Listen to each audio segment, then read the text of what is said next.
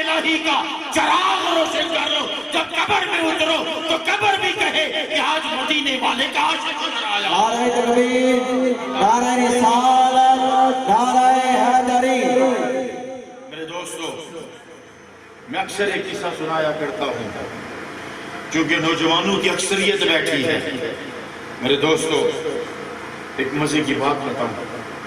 ایک درویش اپنے مرشد سے نا، ایک مرید نے پوچھا کہ مرشد جی، رب کبھی گناہگاروں پر بھی نظر کیا کرتا ہے؟ گناہگاروں کی طرف بھی کبھی رب توجہ فرمایا کرتا ہے؟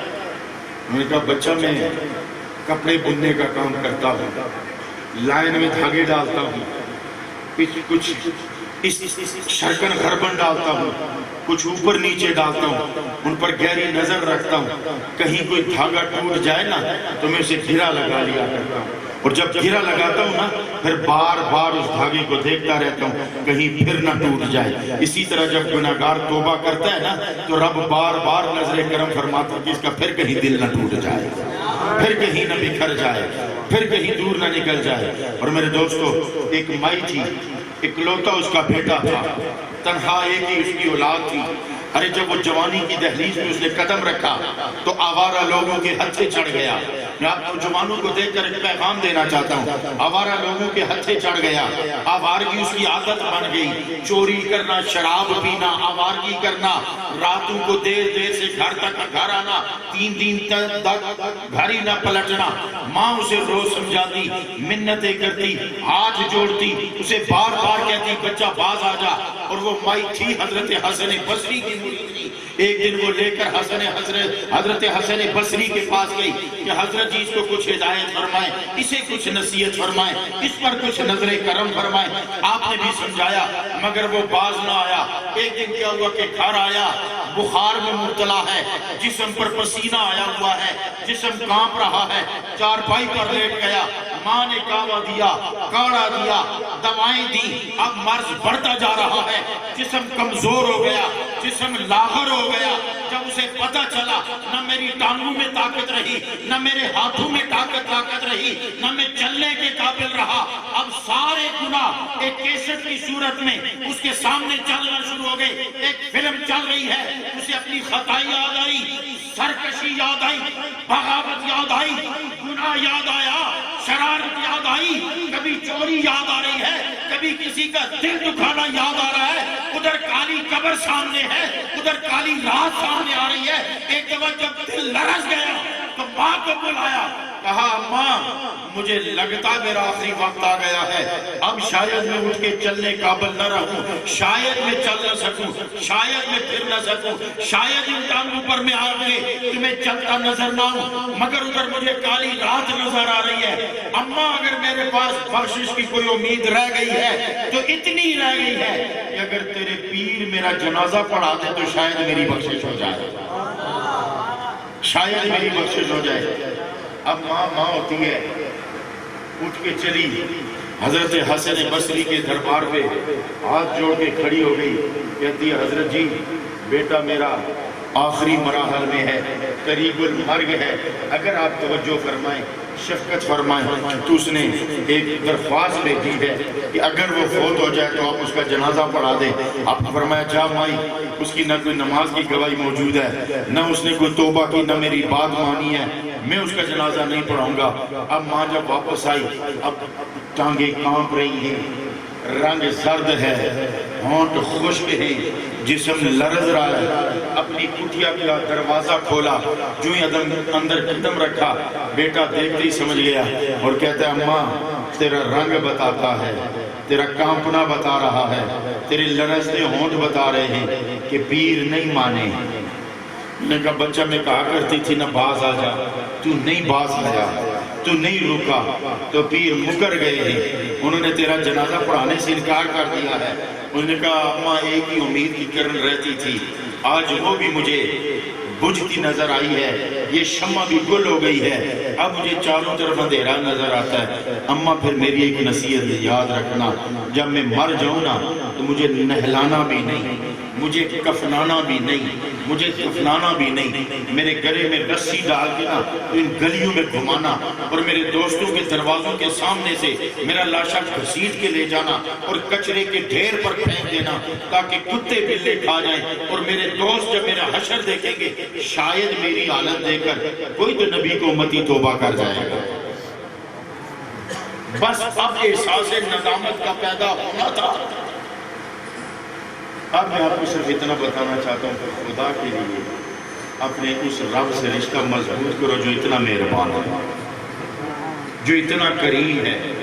ادھر رب مہربان، ادھر نبی کی ذات مہربان، اور کیا خوب کہا گیا، یا رب تو کریمی ورسول تو کریم، صد شکر کے ہستین میان دو کریم۔ اتنا اس کا کہنا تھا کہ تھوڑی دیر میں اس کی روح نکل جاتی ہے۔ جب اس کی روح نکل گئی تو ماں نے اس کا لاشا سیدھا کیا، اب اپنے گھر کی دریاں سیدھی کر رہی ہے، جو اس کی گٹھڑیاں تھیں ان کو باندھ کے ایک طرف رکھ رہی ہے، دوسرے لفظوں میں وہ پھوڑی بچھا رہی تھی، گھر کا اپنی کٹیا کی حالت درست کر رہی تھی کہ اب میں دروازہ کھولوں گی، اعلان ہوگا تو لوگ میرے بچے کی میت کے پاس آئیں گے۔ ابھی وہ اندر اپنے کام میں لگی ہوئی تھی، اتنے میں کیا ہوا کہ دروازے پہ دستک ہوتی ہے، دروازے پہ دستک ہوتی ہے، جب کھولتی ہے تو ماں حیران رہ جاتی ہے، وہ ورطہ حیرت میں ڈوب جاتی ہے، کیا دیکھتی ہے کہ حضرت حسن بصری سامنے کھڑے ہیں اور کہتے ہیں بھائی تیرا بچہ مر گیا۔ اس نے کہا حضرت جی آپ کو کس نے بتایا؟ ابھی تو میں نے کنڈی بھی نہیں کھولی، ابھی تو میں نے کسی کو اطلاع ہی نہیں دی، آپ اپنے آستانے سے اٹھ کر آ گئے، آپ کو کس طرح پتا چلا میرا بچہ مر گیا ہے؟ اس نے کہا مجھے نہیں پتا تیرے بچے نے کیا عمل کیا ہے، رب اتنا مہربان ہوا کہ تیرے آنے کے بعد میں تھوڑا آرام کرنے کے لیے لیٹا ہی تھا، تھوڑی غنودگی آئی کہ اتنے حاتم میں غیبی سے آواز آئی کہ حسن بصری اٹھ جا کے میرے ولی کا جنازہ پڑھا دے۔ میرے دوستو میں اب آپ سے پوچھنا چاہتا ہوں کب آپ کی توبہ کا وقت قریب آئے گا؟ کب اللہ کے دربار سے معافی مانگنے کا وقت آئے گا؟ کس دن توبہ کرو گے؟